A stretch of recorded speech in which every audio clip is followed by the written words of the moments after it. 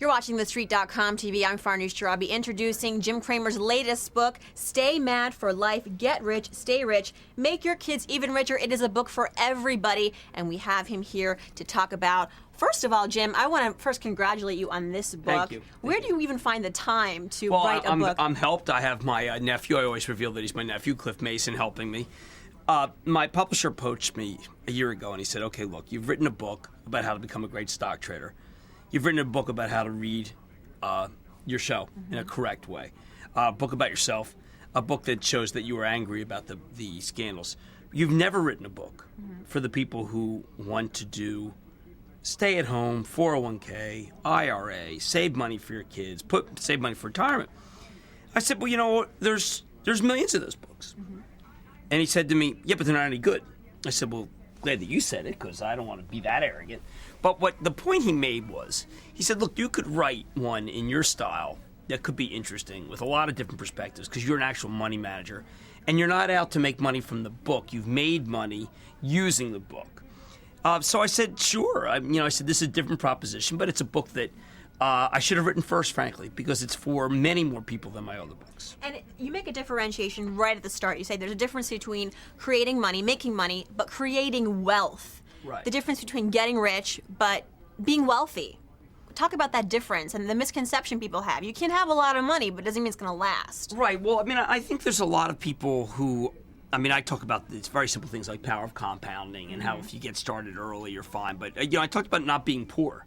Most of the books talk about how you can get rich. This is one. First, let's start by not being poor and by having a budget. There's a lot of stuff, and I'm very upfront about it by saying, listen, you may have read this stuff before, but before we get to the point of when you're talking about what you can do, you got to understand that it can be done.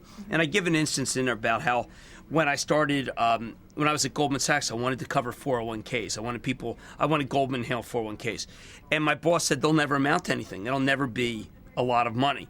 And that's the kind of classic thinking that I still think people have, which is it'll never amount to a lot of money. And that's just plain wrong. Budgeting. It's a word that you use in your book right off the bat as kind of a key to how you avoid being poor. Everyone hates that word, Jim. Well, look, this is another thing, and I applied something that I had used with stocks to this. People should write down what they do. They should write down what they spend on. They should write down every little time that their wallet opened, every time that they went to an ATM machine. It's like how I feel like you should write down what you bought or sold, and then write down why you did it. And I think you'll look at it, you'll see you did a lot of stupid things. Talk about health insurance as another strategy to not being poor. This country, unfortunately, the irony is if you want to stay healthy, it's no longer a right, it's a privilege in a lot of ways. There's just a lot of, health insurance is the first thing you should do. Life insurance is a bargain if you buy term. Health insurance allows you freedom. There's just certain priorities. Everyone always just saving for retirement. We don't say that. We think saving for retirement is really important. But we think that health care is more important. Disability is more important. Just in terms of the priorities of getting your money right. I also feel like that there's a pervasive sense in America that you're going to be taken care of. This is a book for the post-Bush era. You're not going to be taken care of anywhere. Right. We're in a new era. You talk about that. Really, it's a strong point because we're in a whole new generation. Given the housing debacle, the American dream has sort of is it even there anymore? Go back and look at all the books that are written. The first thing you do is you buy a home. No, that doesn't make sense. The second thing you don't think about health because your company's supposed to take care of your health. They don't. The third is that you're not supposed to worry about retirement because your company, even if it has a defined contribution plan, is supposed to take care of you. They don't.